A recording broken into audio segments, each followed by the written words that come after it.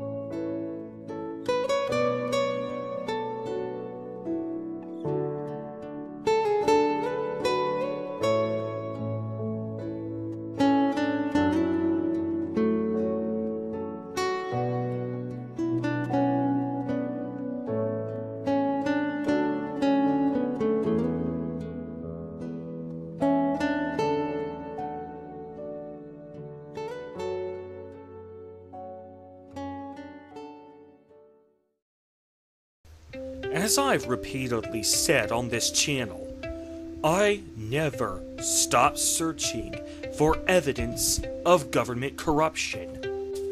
In my 6-hour documentary, that was the first video I uploaded to this channel, I showed evidence that police in America had killed 1,092 civilians, with 169 of them being unarmed. Just in the year 2016 alone, the most recent year, for which full statistics were available at the time that video went up. That database has since been updated to include 1,093 civilians and 170 unarmed civilians, so clearly the Counted is still updating their databases. However, as shocking as that number sounds, it actually pales in comparison to the literal millions of judicial bribes that occur each year, as well as the multiple thousands of cases of prosecutorial corruption, which I had already discussed in the video up to that point. Well, no longer. Now I actually have statistical evidence that police are 12 times as likely to commit a crime than a private civilian, and the number of police crimes in the past decade is literally in the millions. We can all thank former cop Philip Stinton for this evidence. I recently discovered that, for the past decade, he has been maintaining the nation's largest and most comprehensive database on police crime. He uses a wide variety of computer search engines to keep a constantly updating track of how many police crimes get even the slightest amount of attention by media or law enforcement. Let's take a look at some of the most shocking statistics that are recorded in this database, shall we? As for murders, we have a combined 233 murders and manslaughters. And if I may go off on a tangent, I find it incredibly disturbing that the number of intentional killings is almost twice that of the accidental deaths. Meanwhile, precisely 0 murders have been reported as justifiable. But what about violent responses that don't end in death? Those cases are literally in the thousands.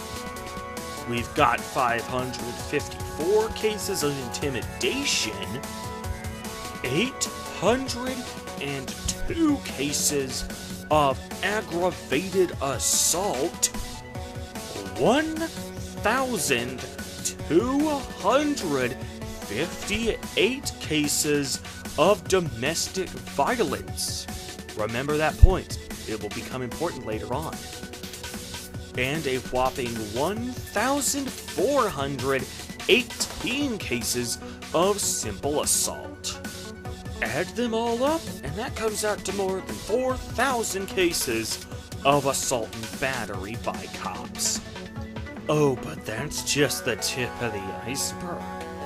In the category of sex crimes, we have over 800 combined cases of either sexual assault or out-and-out rape.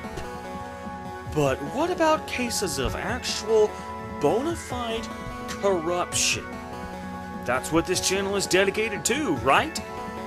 Well, this database shows over 200 incidents of destroying or tampering with evidence, over 200 cases of outright bribery, over 200 civil rights violations, and over 500 cases of cops lying on police statements or reports. But okay, all of these incidents still don't amount to the literal millions of crimes I promised in the title of this video or its intro. Well, that's because this database only tracks cases that result in a cop being arrested and charged with a crime.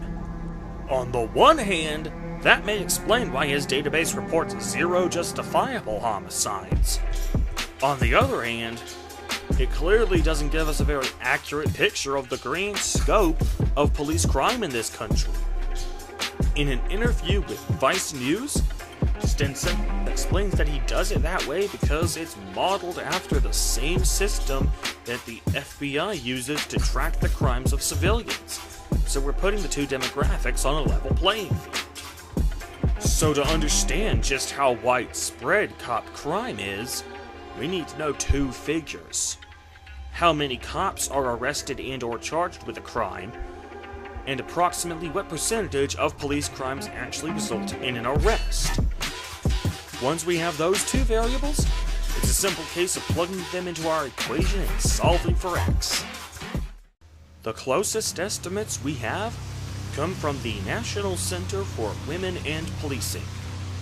They estimate that as many as 40% of households where one of the spouses is a cop has domestic violence in it. That means that a cop is 4 times as likely to beat his wife than a private citizen, according to NCWP. That alone is an abomination, but I'm more interested in focusing on the 40% stat. There are an estimated 900,000 sworn police officers in the USA currently, according to the National Law Enforcement Officer Memorial Fund. If 40% of those cops are beating their wives, that means we have a total of 360,000 police households with domestic violence occurring in them. Recall from a moment ago when I said that there were 1,258 cases of domestic violence that resulted in arrest and or charges? Well, if there's 360,000 police wife beaters out there in total, that means that this database represents only 0.349% of the grand picture. The NCPW blames this low rate of police accountability on a variety of things. The most disturbing factor is just how blasé the police departments typically handle such complaints in the first place. Quoting from the NCWP directly, victims often fear calling the police because they know the case will be handled by officers who are colleagues and or friends of their abuser. Victims of police family violence typically fear that the responding officers will side with their abuser and fail to properly investigate or document the crime. These suspicions are well founded, as most departments across the country typically handle cases of police family violence informally and without an official report, investigation, or even check on the victim's safety. This informal method is often in direct contradiction to legislative mandates and departmental policies regarding the appropriate response to domestic violence crimes. So whenever a cop commits a crime, there is only a 0.349% chance that it will actually result in an arrest. And with that, we have our figure for what percentage of total cop crimes actually get included in this database. Now I know what you're thinking. That study only applies to domestic violence. What makes you think that kind of percentage of cases applies to any other cop crime? My answer to that is because we honestly have no reason to think otherwise. If the primary reason behind this lack of accountability is that the police departments simply aren't following their own investigation procedures, what reason do we have to assume that they're any more thorough with their investigations in any other case? In order to argue that other complaints against officers are treated any more thoroughly, we must first understand why exactly the domestic violence complaints are treated so blasé in the first place. The most logical explanation for that is that the cops are protecting their brethren. If that's the case, then that motivation to cover up their crimes still applies to all other complaints against them as well. Indeed, Vice News reports that such covering up of their crimes is actually pretty common no matter what the crime is. So if you think that police departments are significantly more thorough with complaints against their own officers in most complaints than they are in cases of domestic violence, and if you have any actual objective evidence to support that claim, then by all means share it with me in the comments. But until then, I'm going to work on the assumption that this is the norm, not the exception.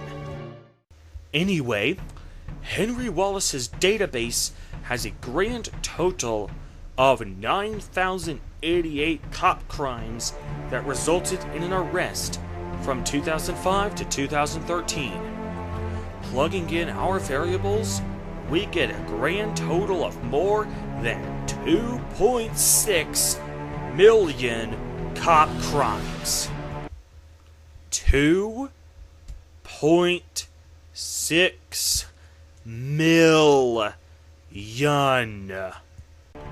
Now granted, that covers all crimes from the year 2005 to the year 2013, a span of 8 years total.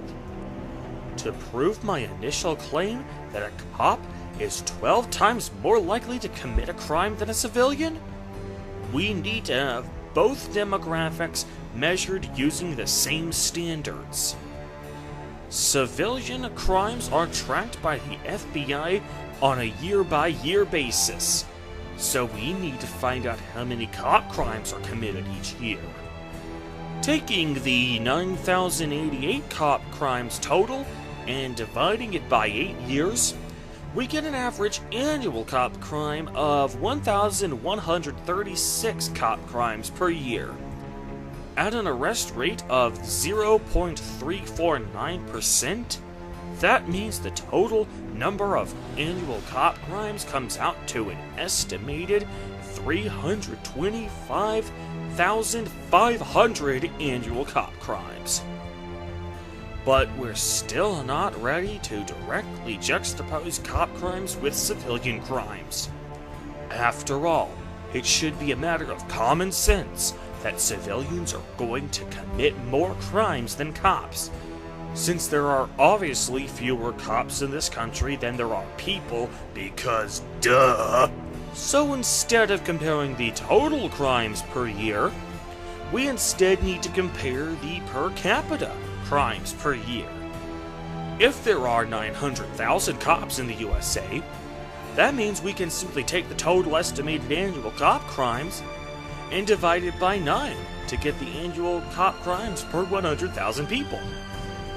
Divide that by 9, and we get a per capita crime rate of approximately 36,166.8 annual cop crimes per 100,000 cops.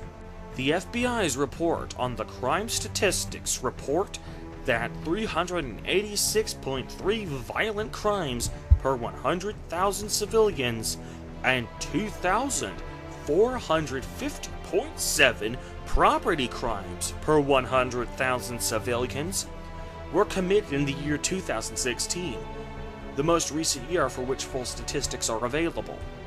Add them up, and we get a total per capita crime rate of 2,837 civilian crimes per 100,000 civilians. And now we finally have a direct comparison here. The per capita cop crime rate per year trumps the per capita civilian crime rate per year by 12.75 times. The numbers don't lie, but a cop's confirmation bias does. So there it is in black and white. Hard facts based on scientific studies done by disinterested sources. Now, as per usual, I am very much open to being corrected, but I don't want to see any comments of you just saying that my arguments are wrong or that my sources are inaccurate. Show me actual rebuttal evidence. Back up your counter-arguments with sources. Don't just say I'm wrong. Prove that I'm wrong. But until you do that, then I bid you all adieu.